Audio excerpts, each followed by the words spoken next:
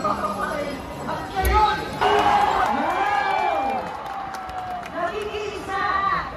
Ako Parolo at Angela dito. Oh! Ibig sabihin ito, lahat ng mamayang Pilipino Galit na! ay galit! At nandito, kasama natin, sinisigaw na panagutin ang lahat ng mga magdarampo. Tama. At dahil dyan, di ba mainit? Mainit at hinahain na tayo sa galit. Oo! Nainat ka na! Kung hinahain na tayo, meron po tayong medic doon sa Kalabaw. Kaya kailangan po natin, kung meron po kayong hilo dyan, kailangan meron po tayong medic doon sa Kalabaw. Ay, reminder na. Partner, ito may tanong ako. Ang baha ba ay simpleng gawa lang ng kalikasan? Kung ang baha ay hindi simpleng gawa ng kalikasan, ano ang natulong ng baha? Korupsyon! Korupsyon, ilang tinalang magsasawalang bahala at bulok na sistema. Doon, partner. Diba? Kaya, sigaw ng kabataan dyan. Sigaw ng kabataan! Sa gibig ng kalikasan, sabay-sabay tayo. Sigaw ng kabataan! Sa gibig ng kalikasan! Sa gibig ng kalikasan! Sigaw ng kabataan! Lahat ng sangkot! Dapat lagot! Lahat ng sangkot! Dapat lagot! Ito, bagong chat. DPWH! Corrupt! Corrupt! Corrupt! DPWH! Corrupt! Corrupt! Corrupt! DPWH! Corrupt! Corrupt! Corrupt! Corrupt! Corrupt! Corrupt! DPWH!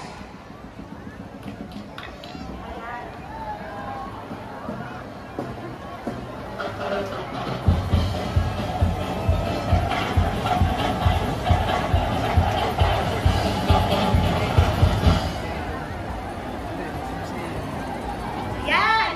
At ngayon, buksan natin ang ating mga payo at mag-hello tayo sa drone. Ipapakita natin ang lakas natin, ang dami natin, ang baha dito sa Luneta! Yes! Kung may mga tayo buksan natin, ipakita natin na napakarami natin. Kasi tingin ko, partner, nag-uumapaw na talaga, no? Nagpaspas sa Burgos yung tao na dito ngayon sa Luneta. Makaumabot na na tayo kaya ako. Oo, at for sure ay galit ay takot na, no? Lahat ng TV. Ay, diba? Kung ayaw natin malunod sa baha at sa bulok na sistema, kailangan natin tanungin. Saan ba nagmumula ang ganitong katiwalian? No, sino ang nakikinabang sa bawat kontrata at proyekto? Yan ang tanong na susunod natin. Ang tanong na susunod natin hihimayin. Bakit may corrupt?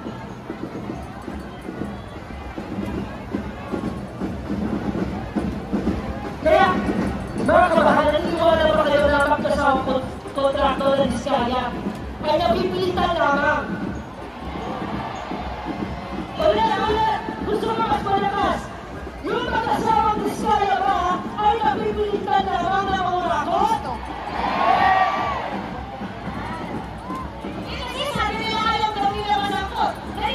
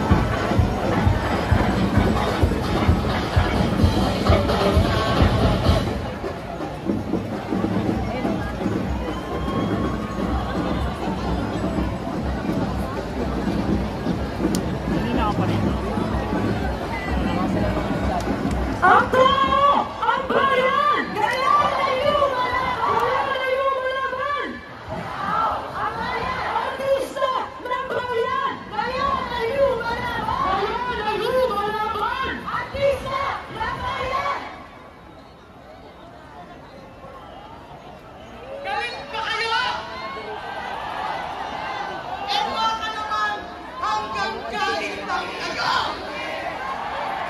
Sure kayo!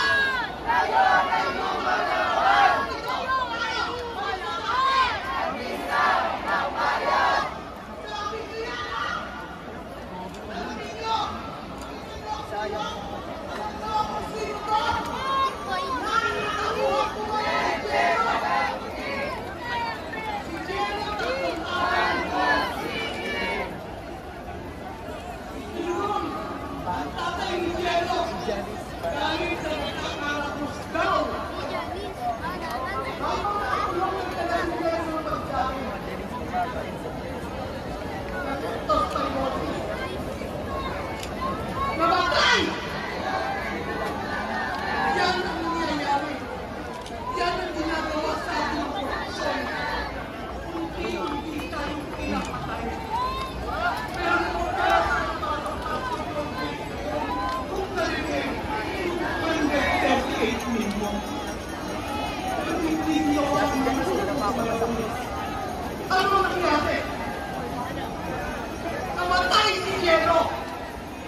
Aantay pa ba natin tayo naman ang mamamatay? Hindi! Hindi na tayo papayag! Kaya kami ngayon, nandito ako ngayon bilang founder ng Kawa Pilipinas.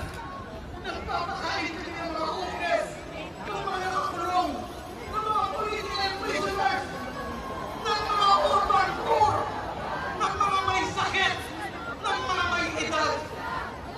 Mas nalantan ng mga bagyo. Dahil kita ang bahay ng taong bayan. Nakikinig kami sa Kawa. Sabi ko sa kanila, ano, pupunta ba tayo ng kanya-kanya? O gagawin natin ang pangalan ng Kawa Pilipinas? Ang sabi nila, Mami May, dapat punta tayo bilang Kawa Pilipinas. Kasi sa totoo lang naman, kung ginagawa ng mga naupo ang trabaho nila, walang nabubuto. Tama!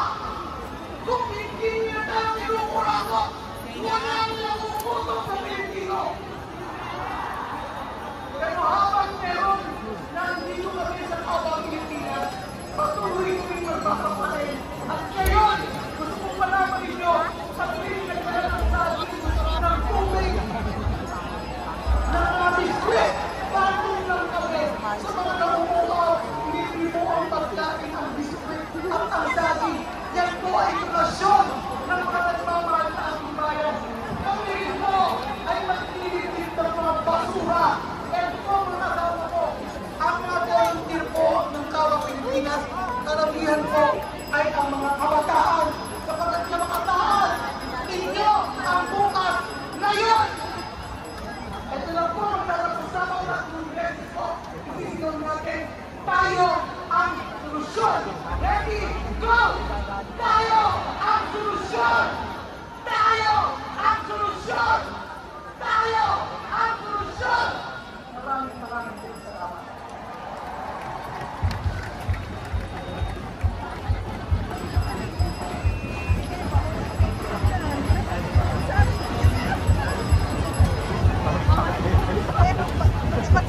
Mahulog yung camera eh.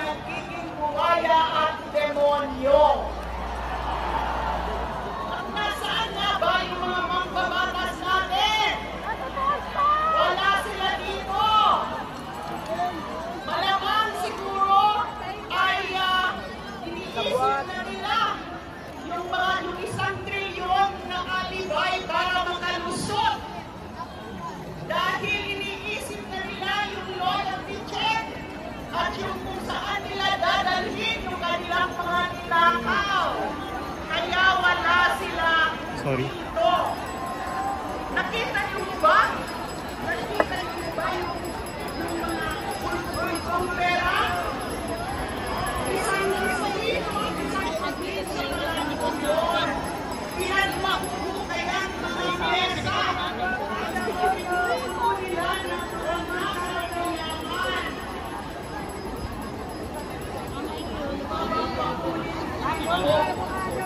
Yung pagbabaha sa atin. Bilang ng Pilipino, magkasyahin ang sweldo para sa edukasyon, para sa pagkain, para sa kalusugan ng mga bayarin. Ayun sila, mayaman, masarap lang sa kanilang buhay. Nagpapahilo sila, nagpapahilo sila.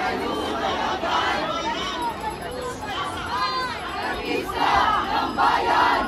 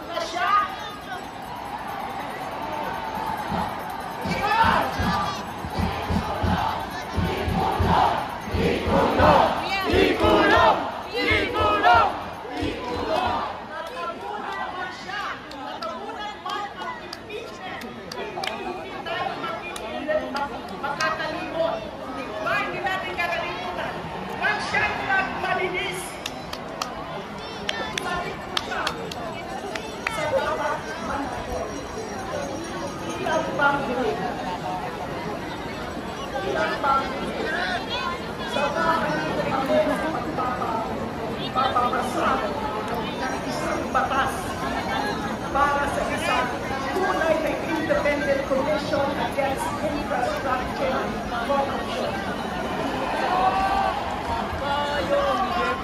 Ang mga korupsyon na yan, hindi kukuran mga mababaw at mga pinipiling mag-iimbestiga. Kailangan may titig, kailangan tunay na independent company.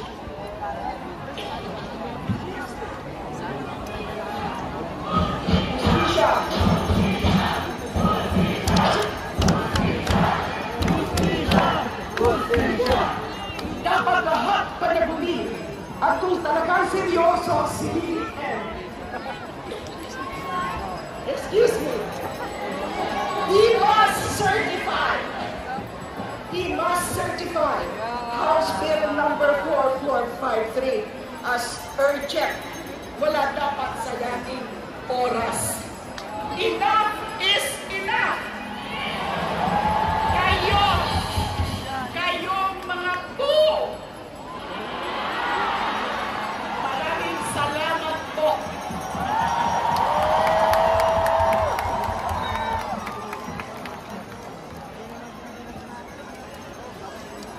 Magandang hapon, umaga po sa inyong lahat. Ako po si Teddy Casino ng Bagong Alyansa. May tanong po ako sa inyo. Ano ang gagawin natin sa mga korap? Ano ang gagawin natin sa mga korap?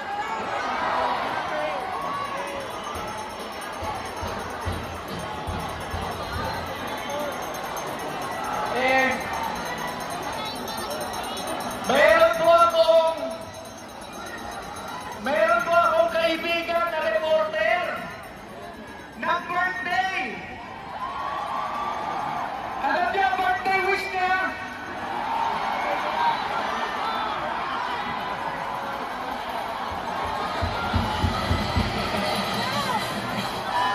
Hindi ako ito ha!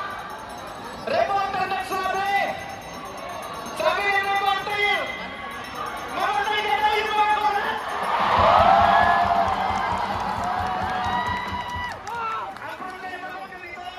Ang problema ko ganito, hindi ko alam kung sila ay mapupunta sa langit o sa impyerno!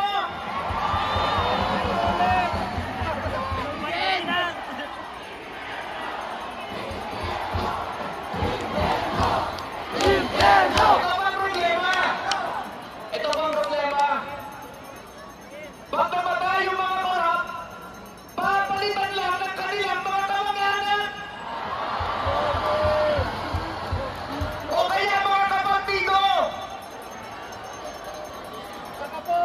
Kasi ang problema sa Pilipinas, sistema.